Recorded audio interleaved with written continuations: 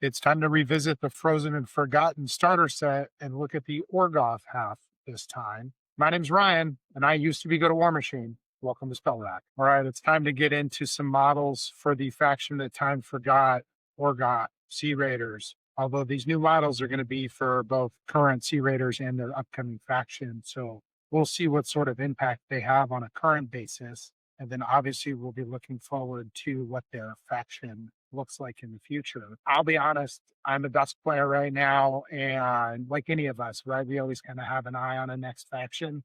New Orgoth, if it's undead themed, I'm liking these models, and the aesthetic seems pretty cool. And so far, this is my favorite for a second faction. So let's start with their new units. They're going to be out in the Frozen Forgotten box. We'll start with Anathia.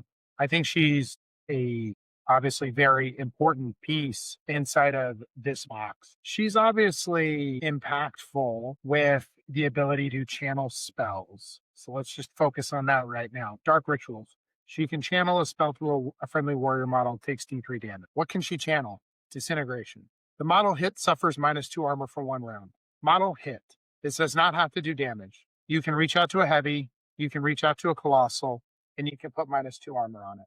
And it's a range 10 spell. And she's control she's control 12.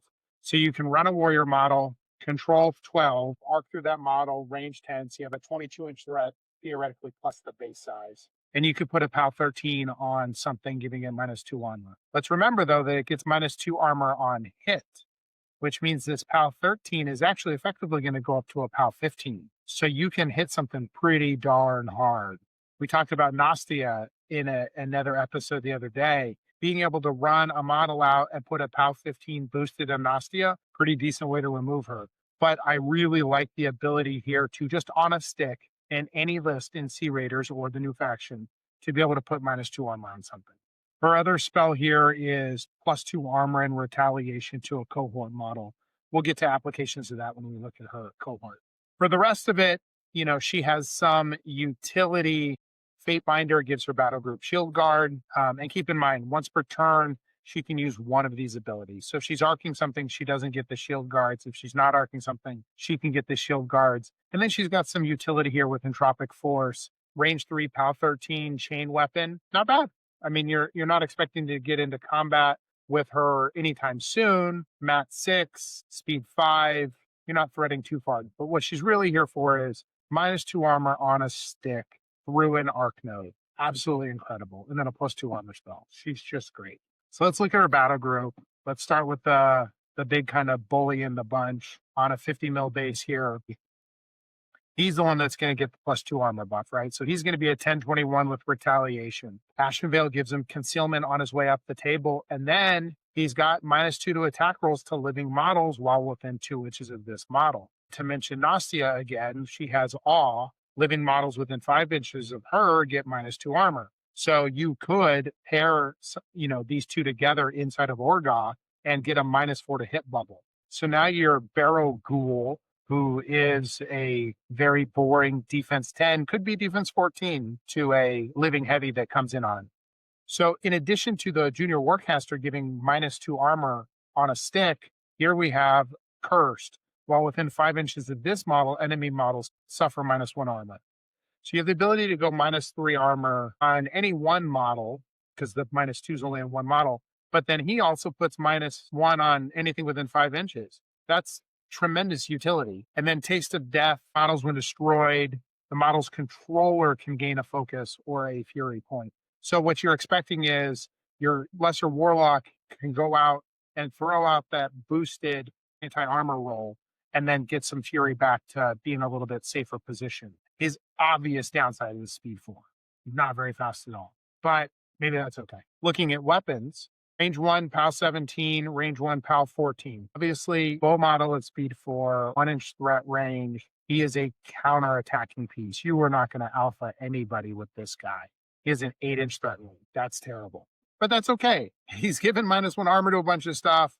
You've got your caster doing early work, putting -2 armor on stuff. And then this guy's just a later game piece, something that you can run up a little bit more aggressively. Last item is Well of Secrets. Enemy upkeep spells expire, and you gain Sacred Ward. Maybe helps, probably not. You'll use this sometimes, but not a big deal. The bigger deal is having a pretty beefy 1021 with 32 boxes. Ashen Veil is awesome. Cursed is awesome. And so he's a really, really good heavy up. Then we get our Hound. He's probably your piece you're just going to throw out and contest an objective with, which is huge. I mean, a lot of us will pay, 6, 7, 8 points for a light cohort model to go throw on a unit to try to score some points. And here we have a 20-point battle group between, Anathia, she's probably a 5 or 6 point solo. Maybe it's a 10-point heavy, and you should consider this guy as a 4-pointer. But a 14, 15, speed 7, lightning strike gives him sprint, so he could get out there, attack something, and get back.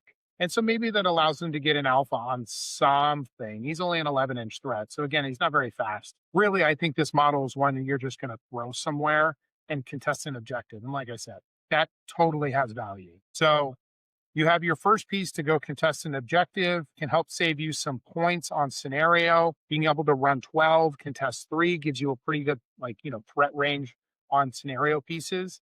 And then you're shooting out -2 armor buffs through your arc node. And then you've got that barrel ghoul for counter punches. That's going to do a lot of work. Okay, so let's go now to their solo, the Revenant champion. He's a 4-point solo, and he just doesn't die. He's kind of cool. I love him. So guard dog, while this model's within 3 inches of its leader and it's not knocked down, you get +2 defense. This is an old Kador thing, obviously. Nice to have +2 defense if you're going to play with your caster further up the field. He's an 11-17 and he has impervious flesh. So if you counted a dice as 3.5, he's armor 20.5. He's got 8 boxes. It's pretty durable for a 4-point model. He is a shield guard, which is fantastic. So you can put him up there and protect any of your pieces. Again, maybe it's the junior warcaster, maybe it's your warcaster itself that you can put a shield guard on. In addition, don't forget the battle group for the junior has shield guard as an option. So you're able to really protect some of your pieces. In Human Resolve, this is quite a challenging ability to kind of understand. But the basic gist of it is, if he dies, he just kind of stays there. He goes to 1 hit point. He's disabled. But if something within 10 inches of him is destroyed, he heals. And so he doesn't die. Now, if you wait and you kill him at the end of the turn and then you don't kill anything else, then he will die in the next maintenance phase. So you just want to be careful kind of order of operations here. It's a little bit of noise, but it makes him extra, extra durable. 11-17, impervious flash. He's going to be sticking with your caster. Again, there's a theme in this force, though. So speed 4, 1-inch reach, 8-inch threat. Not so great. He's got 2 power 15s that are magic. That's pretty cool. So he can do some melee output, but really he's going to be an annoying defensive piece. You're going to want to put him on an objective. You're going to want to leave him in front of or next to your warcaster, especially if they want to play a little bit more aggressive and stand on a point. You get that guard dot angle and you get the shield guard. He's pretty solid.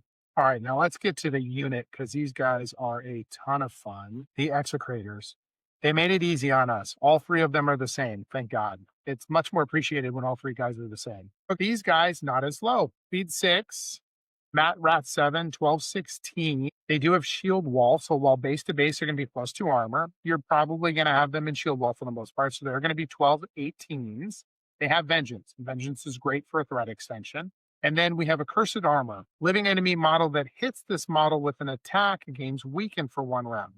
Weaken is -2 defense and 2 attack rolls. So you put these guys up there. They can be a front line. You let somebody hit them, and they're going to get -2 to their melee attack rolls. So their armor 16 +2 from shield wall, kind of +2 from -2 attack rolls. Suddenly they're armor 20. They've got 8 boxes each, and they're tough. And then, of course, you have the defense on the way back. You have opponents' models that are weakened for 1 round. Again, we see this stacking of living enemy models getting this debuff. So the heavy has Ashen Veil, right? Can give -2 to hit. Here you can give -2 defense and attack damage rolls. So now they can be -2 defense, -2 mat, and -2 damage. It's just compounding debuffs to living models. What I think is really cool on these guys is while they look like kind of a melee powerhouse with their sword and shield, here we have the, range 1 POW 12 sword and a POW 10 shield. Keep in mind, all blessed, all magic. Fantastic. These guys are a gunline more than anything. While they look like melee pieces, they're a gunline. Rat 7, range 10, POW 13. Absolutely love it. Snapfire, you kill a model, you get to shoot again, and you have Thunderbolt to knock stuff back. On a critical, it's a knockdown. Being able to push, you got 3 of these guys, right? And at range 10, depending on you could move your first guy and then you can move your second and third guys in front of him, you might be able to push a heavy 3v3 away, depending on how it all lines up. But if you want to keep them base to base, obviously you're going to be able to do a little less pushing there.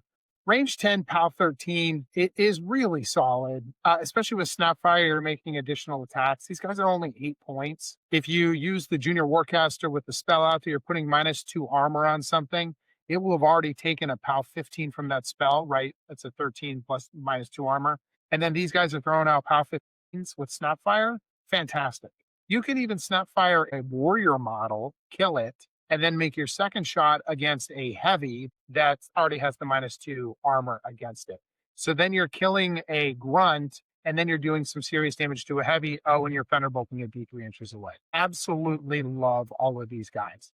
They're a little slow for my taste, but the flavor on them is absolutely fantastic. All right, that's the Orgoth half of the box. Thanks everybody for watching and listening. Please like and subscribe, and I'll talk to you next time. Thank you.